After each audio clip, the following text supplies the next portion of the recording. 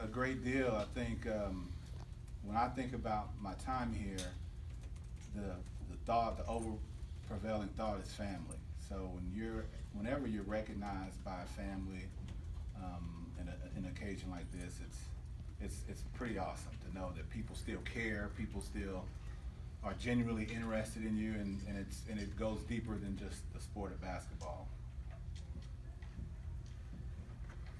Yeah, it's what Chianti said. This is a family.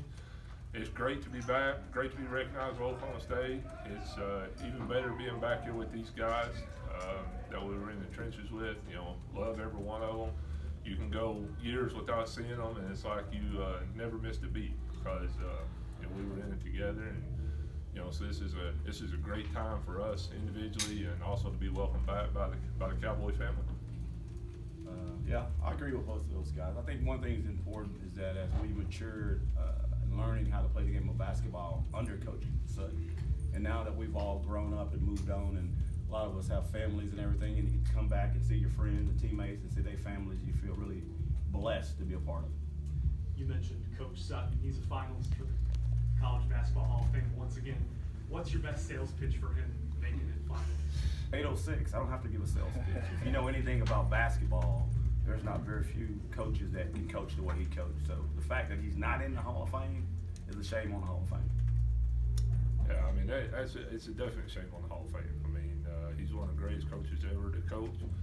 Did it at different places. Come back here to his alma mater. Kind of brought Oklahoma State back to where everybody wanted it there. In my opinion, he is the best coach, and why they haven't put him in yet, I have no idea. It's a shame on them. And for me, I think you look at his body of work, right? So he's coached in multiple eras and has been very successful. So he coached in an era where no 3-point line, no shot clock. Coached in an era with a 3-point line, no shot clock. Coached in an era with a 3-point line and shot clock, and then coached in an era when they shortened the shot clock. And he's managed to be successful through decades of coaching. So I think when you look at his body of work, it speaks for itself. And then I think also when you take that body of work on its face of what he did for players, what he did for his community. He took a guy like me, and I tell people this all the time, he was teaching basketball, but he was really coaching life. So combine all those things together, it makes no sense why the guy is not in the Hall of Fame. Whenever you see that he's a finalist for whatever time this is it almost frustrating? Is it almost like, oh, here we go again kind of deal? Well, for me, it's not necessarily that way. I think it's some sort of honor to be up to be a finalist, right? So, it's like being nominated for an Oscar. Just the fact that you got nominated is incredible. But at some point, you want to take that deal home. So I think I look at it a little bit more optimistically, and my opinion is this is the year. This is the year. Yeah, I've had that feeling 7 times now that this is the year. It should have been the first go around he got in. So I don't know what's holding it back. I don't know why he's not there. I really hope they do it this year. Because he deserves it. And I'd love for him to be here and be a part of that. So I would love for it to happen this year. And for me, over the years, I believe that he's already in the Hall of Fame, as far as I'm concerned. So for me, it's kind of one of those things that it's going to happen. I think we want it more for him than he wants it. I think a lot of our fans and a lot of the people who've got to know him over the decades and see what kind of man he is and how he's helped a lot of young men become good men. So at the end of the day, it's going to come down to when they look themselves in the face, can they sleep at night? Because there's a lot of coaches in the Hall of Fame right now that has a lot of issues and stains on their past, and always believe that you judge the person by how he takes care of his mistakes, how does he mature from those. So if that's what's holding him back, we've all made mistakes. So I hope and I pray and I think that he'll get in. You guys get together like this, I got startled. You got gray in your beard. I wasn't ready for that. When you see Coach Sutton, he's in a wheelchair. I mean, when you get together, does it sort of remind you of the passing of time and how long it's been? Yeah, it really does. In fact, me and Country were just talking about this on the way down. It's odd to see Coach the way he is now. When I met him, he was so, not so young, but young and virile and just lots of passion and sharp as a whip. So it does definitely put a timestamp on the passage of the decade. So it's difficult sometimes, but it's also gratifying. Yeah, we're all getting older, man. I mean, Well, I'm in my prime. Always so Randy, he's good. But when you do get together, you go back to the early '90s. So we do feel young for a minute until all this is over and we figure out that it has been 25 years ago. Tell me about it. Very fortunate to be in the situation I am. I'm blessed, got a great family. Got these guys are around. So life moves on, and it's been good. There's no question that it reminds you, takes you back in the '90s and makes you realize that we're all getting older, and you see their kids, and some even have grandkids. So a blessing is, like they say, is that we all still have each other in our lives, and we get to see each other, we get to talk, and we can always reminisce and go back to those times and tell those horror stories of Coach, doing 8-hour practices in 3 days and all those things. But it also makes you appreciate that the work that you put in with not only playing basketball, but also with your friendships, that they last forever. You all as a team had the opportunity to have dinner with Boynton and the team, right? Mm-hmm. Okay. What was that like, just to connect with the players now and see what Coach Boynton's doing? Well, it's always really neat. It makes me reflect on my life and my time when I was here, right? So I go back to my freshman year. I was young, and it's one of the reasons why I said I could never be a coach, especially in college, because I couldn't rest my livelihood in the hands of an 18-year-old, right? Because I remember I was an 18-year-old at a game, not even thinking about the game, like thinking about what I was going to do after the game, what my girlfriend was saying, what they saying about me. So it's always a reflective moment for me, because I look at these young guys and I talked to them last night about really being in the moment and trying to feel the weight of being an Oklahoma State Cowboy and what that means and who that affects and how people from across the country, from coast to coast, stop their lives for 2 hours to watch you play, and they genuinely care about it. They care about you. So seeing them that young and realizing that they don't really grasp it yet, but what they'll learn as they get older, it's always really cool. It's always really cool. Yeah, I wasn't here last night. Well, yeah, it's always good to talk to the young boys and see where their minds are and what they're, a lot of people they got planned, when we were in school, we're like, man, I can't wait to leave here to go do this. I can't wait to leave here to go do this. So it's important to stay in the moment and embrace the process.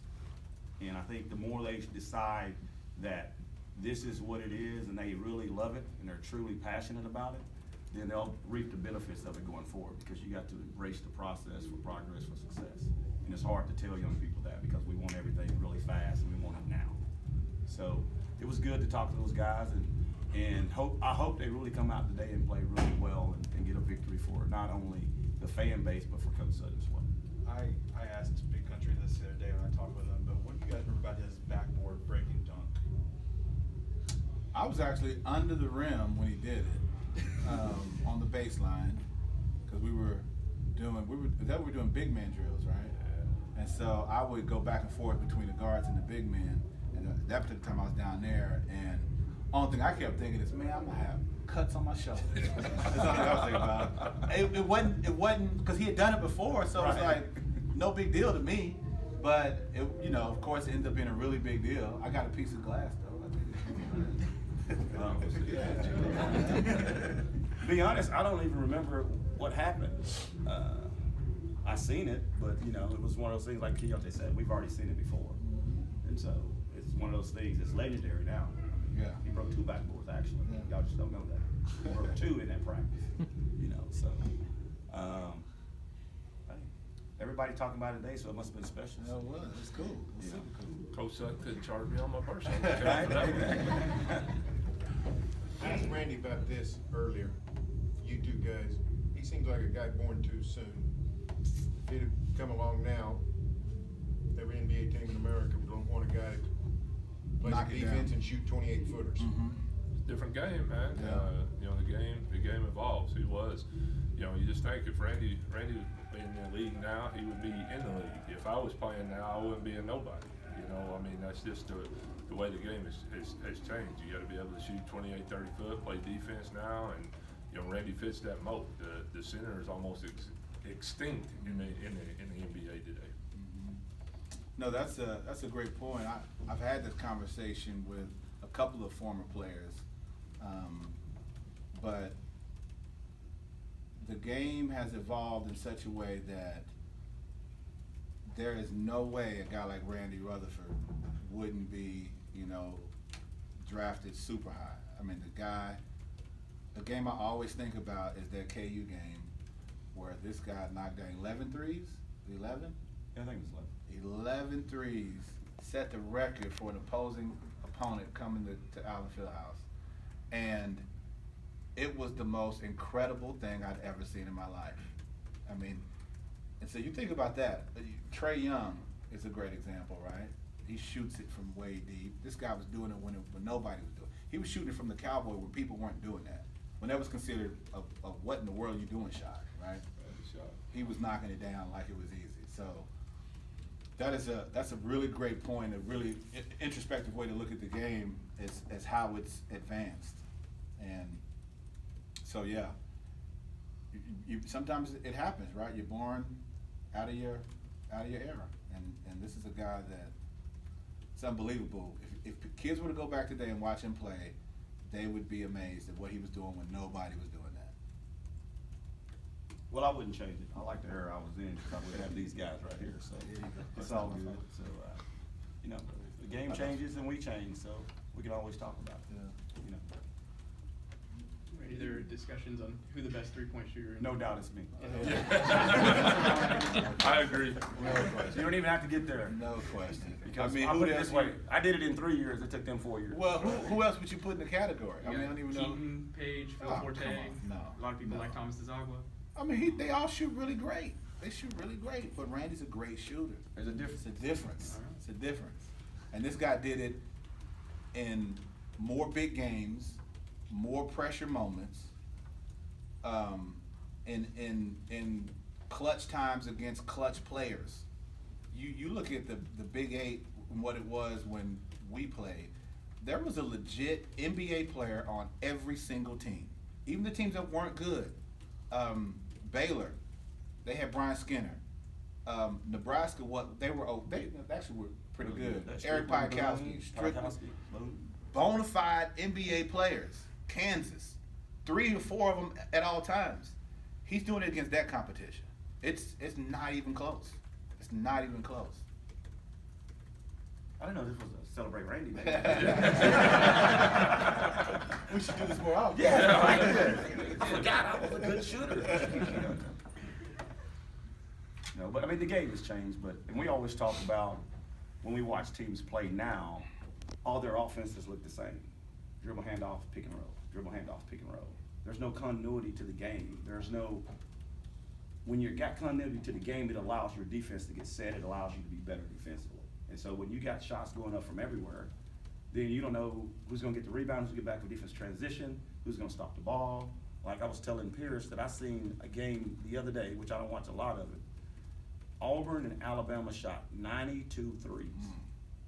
Now think of that. 92 three-pointers were taken in one game. It's a lot. We didn't take, 92 shots. 7 games. Exactly. Like we said, when we played, I shot a lot. I don't think I shot a lot, but You shot a lot. we didn't shoot near as much as they shoot now as far as threes Sure, and all that. sure. Like, it's crazy. Like, nobody plays in the paint. And I do have a point of contention with Country said. Country was really good. We were watching the film the other night, and I'm always in awe of how good he was, because he was from Gans, Oklahoma. I'm like, ain't no way a dude from Gans is gonna be better than me. I can't wait to get to college, right? If he's the guy, right? But the dude, he could play in any era. Don't get that messed up. And the issue is now big men just don't want to be big men. But Right. if you want to be a big man, I mean, think about it. Who you going to put up against country in the Big 12 right now? I mean, he's gonna get you 20 and 10 every night. I mean, just guys don't want to do that though. Yeah, you So- can't do that anymore though. Coaches, like Randy said, it's all about 3-point shot. They don't even get in the paint. But you had great Mid-range touch. But you games had great and all- touch. Yeah. You have to be A guy like developing him, your you get him jump shot shot. now, You get him right? shot. We just be developing. Coach Sutton will have you shooting threes. I'll be now. shooting threes like you. Right, exactly. You know, because you had great touch. They can celebrate me for a 3 Exactly. Big Country, what's it been like for Trey to be around his dad's Final Four team? Has he been around you guys much growing up? You know what? He's been around. He's seen all these guys. You know, because we've done different things. So you know, he knows these guys. You know, I'm happy for Trey. He's made his own way through here. He's loved it. He's loved the process. He's loved the situation. Even though, you know, he's been unfortunate and not been able to experience the tournament but once so far. You know, but it's still those bonds you build with those guys. He knows. He's seen, you know, the bonds I built with my teammates. So, you know, he's been very excited to be here. Just tying the past to the present, your thoughts on what Coach Boynton's building here? Well, he's had a rough go over here lately, but I feel like obviously he knows basketball. It is getting the right personnel, getting the right players. That's always an ongoing process. But one of the things I do, we had a thing when we played, the 3 Ds, defense, dedication, and discipline. He has something similar. I forget what the actual. I don't know. Yeah, but it's really close to that. And when I saw that on the board the other day in the locker room, I thought that is an exact continuation of where we've been with Coach Sutton to now. So the core values are there. So that's what you need to be successful. So it makes it easy to want him to win. Right about close to tip off. I'd love to get these guys back in their seats. So if you have any last questions or anything else.